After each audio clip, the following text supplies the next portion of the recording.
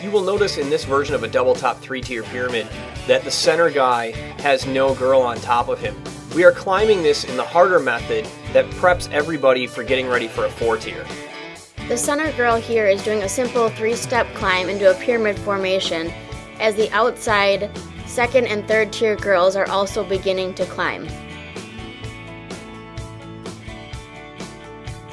The 3rd tiers and 2nd tiers are now going to grab onto each other like demonstrated in the previous video and walk towards the center.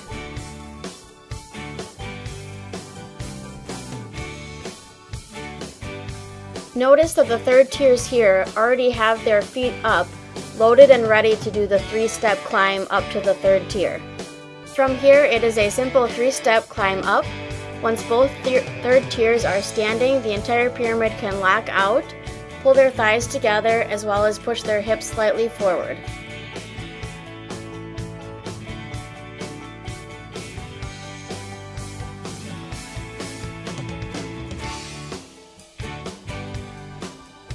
Notice here that when the deconstruction begins, the 3rd tiers are going to choke up on their ropes and take the weight off of the center base first by removing their inside leg and bringing their foot to the outside shoulder of the base.